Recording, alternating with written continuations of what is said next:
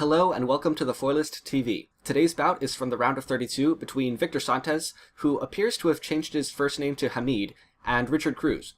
Sintes is originally a French fencer who immigrated to Algeria in order to qualify for Rio. Links to the Fencers Who's Who videos are in the description, along with a link to the commentary of the bout on Google Drive. Now, without further ado, let's do some analysis.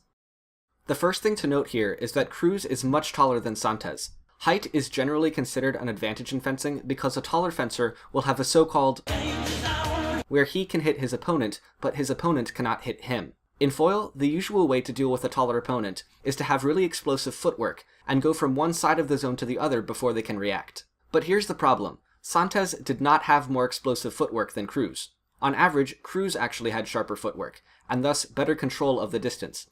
Unsurprisingly, the distance counterattack, or stop hit, quickly became one of Kruse's most potent actions. But Sintes also had what I can only assume was a mental problem on top of his technical one. Often during the bout, Kruse would make a slow, simple advanced lunge and hit really easily. Sintes wouldn't even try to retreat from it. He would just scrunch his body up and make a big search with the blade. Basically everything you shouldn't do in that situation. I don't know why he did it, but he did only do it some of the time. For parts of the bout, he was on point with his footwork and able to just retreat from Kruse's long attack.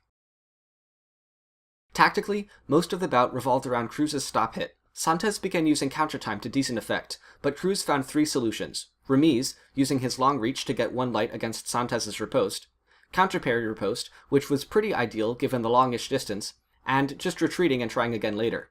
Kruse mixed and matched these throughout the bout, and Sintes couldn't really deal with them without opening himself back up to the original distance counter. Kruse won the bout crushingly with a score of 15-4. A disappointing loss for Sintes, to be sure.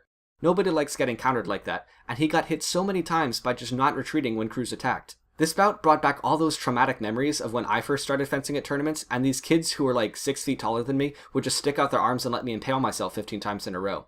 Suffice to say, I can kind of understand how Sintes must be feeling after that one.